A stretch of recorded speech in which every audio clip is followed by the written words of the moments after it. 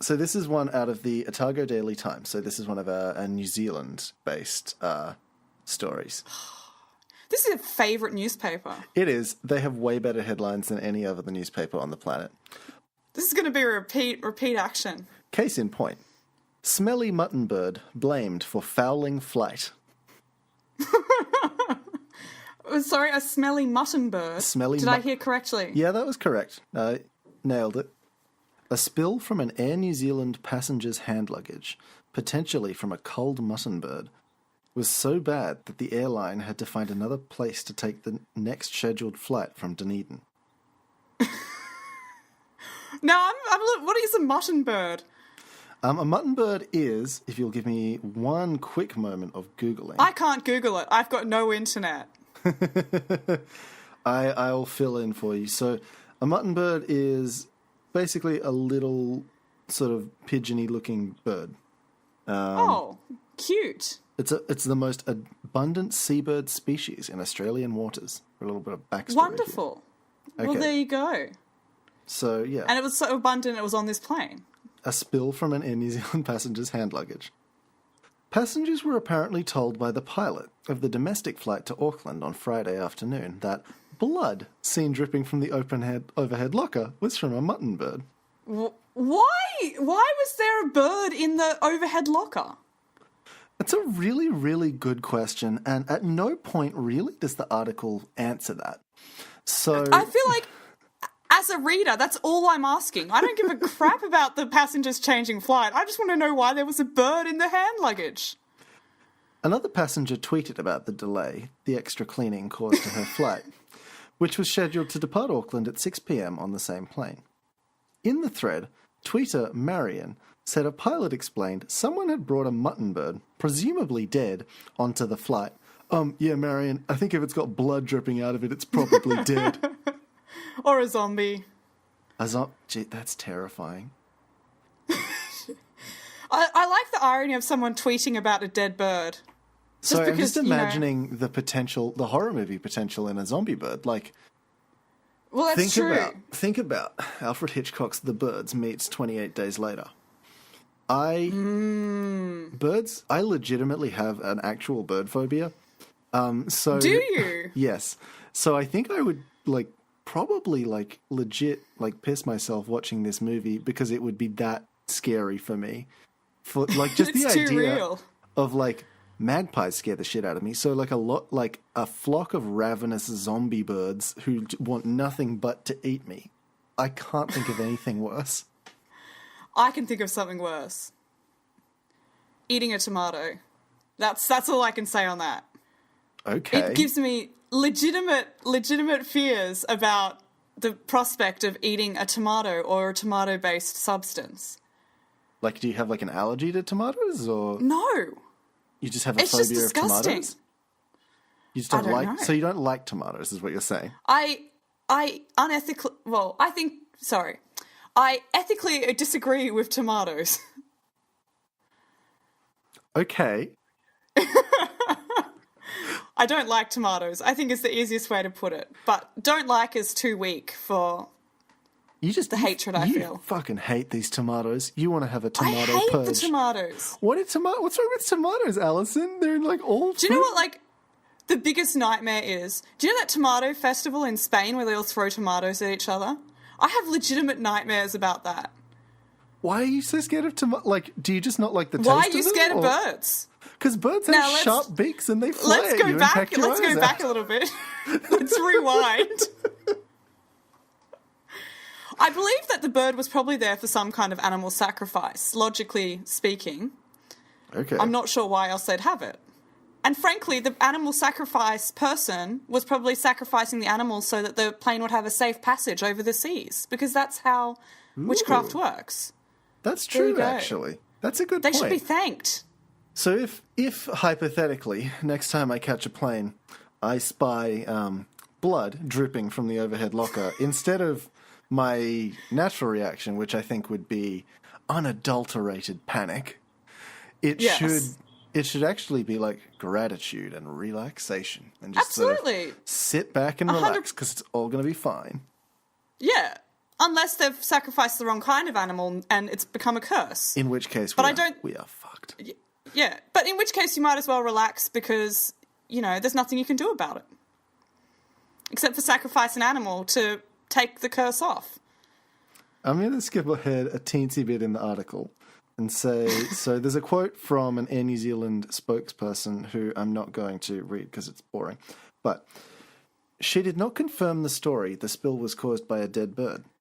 A southerner familiar with the mutton bird harvest said no one would transport mutton birds with blood in them and that the liquid was most likely brine or pickle.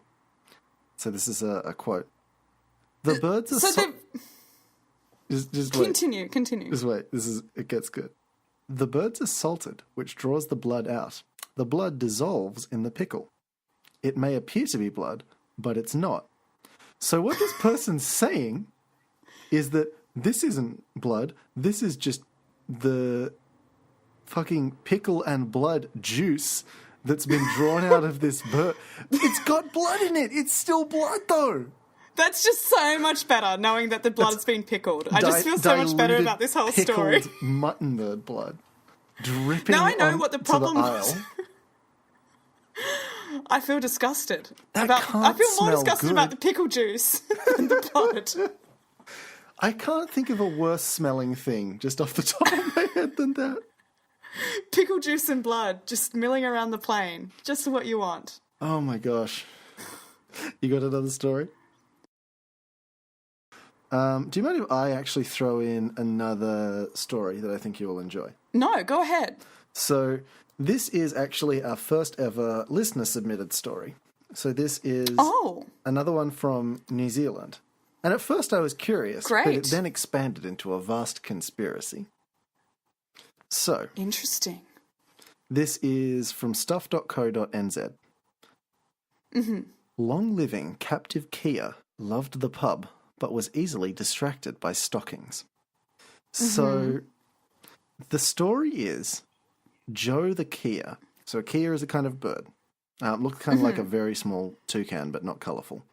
Or like a brown kookaburra or parrot. I don't know. I'm not a bird expert. I can get behind that kind of bird. Literally terrified of birds. So, well, it's not covered in blood and pickle juice, so I'm already liking this bird better than the other one. Exactly. Joe the Kia liked his Coke on the rocks, enjoyed steak and raw egg for breakfast, and had a penchant for ripping women's stockings right off their legs. This was a fucking dirty bird. What? Yeah. Excuse me? That last bit was an ad-lib by me, but that is what he was one Oh dear. He was one of the country's longest-living captive Kia and spent virtually all of his 45 years at Takaka's Junction Hotel in Golden Bay, where his proud owner poured the drinks for nearly 50 years. Mm-hmm. So this bird someone's trained the bird to strip stockings off women's legs. Well, okay.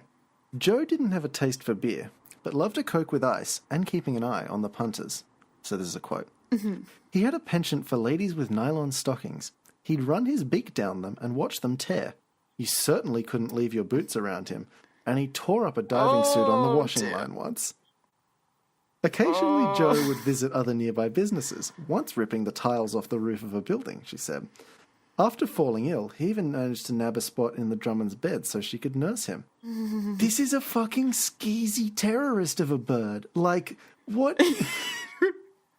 A sex-offending, property-destroying drunkard of a bird. Yeah, so, look, I'm not that broken up that this bird has passed. No. Frankly, it deserved to go. Now, this is where it gets interesting. This isn't the interesting part yet, I'm sorry. The listener has alerted me to the fact that this is the third high-profile bird death in New Zealand this year. Oh. Here is another one. Memorial for free-loving, iconic LGBT goose. Oh, dear. Yeah.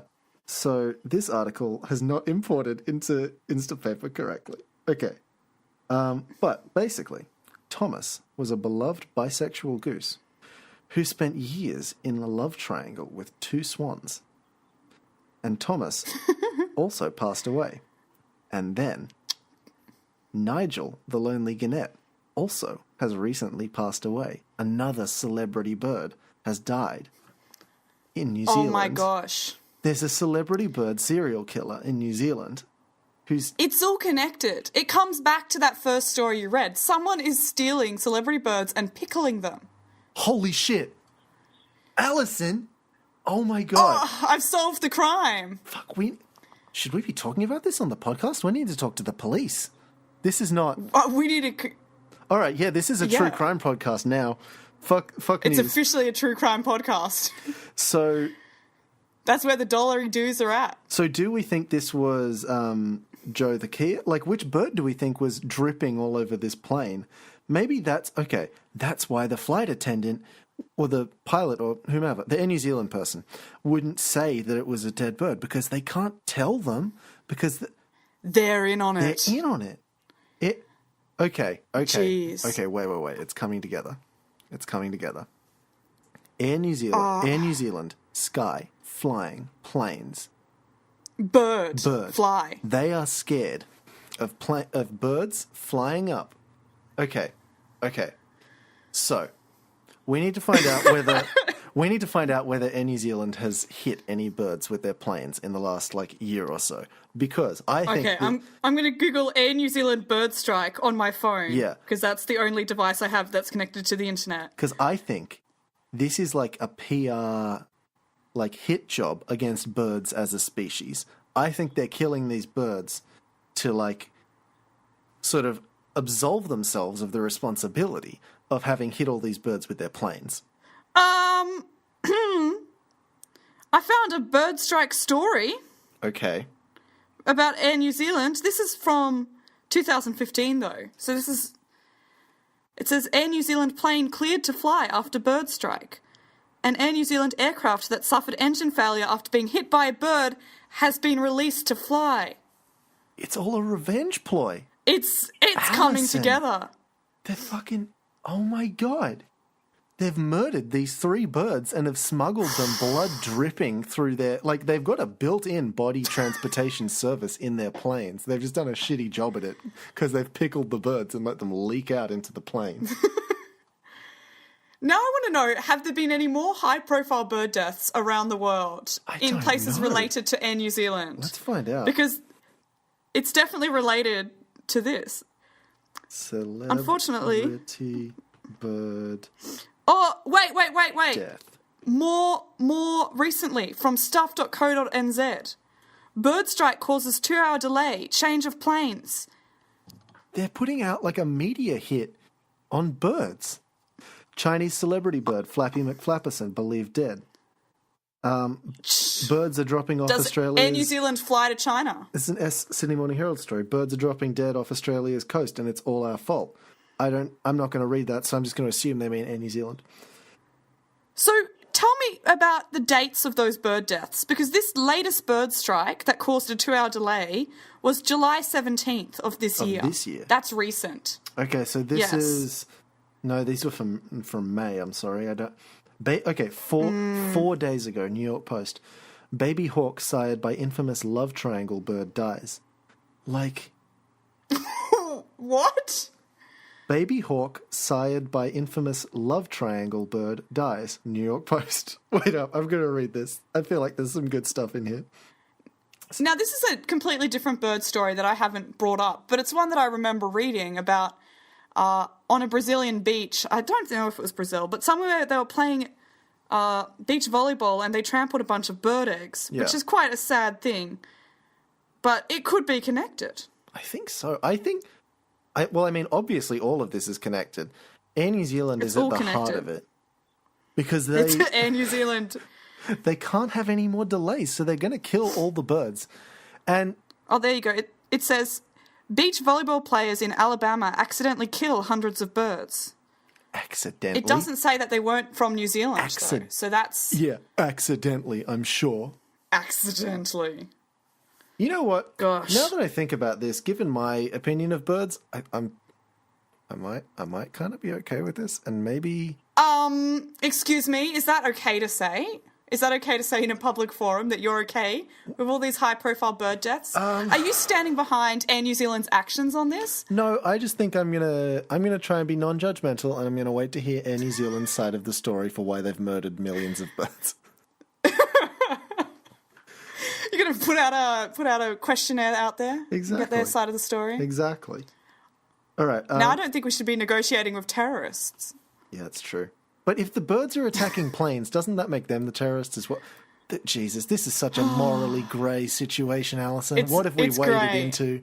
This is not good. I'd like to thank the listener who sent this in, because they've started a new genre of podcast for us, and we're completely... half the podcast talking about this. I'm completely changing the angle of this podcast to just be investigating suspicious bird deaths. Oh my gosh.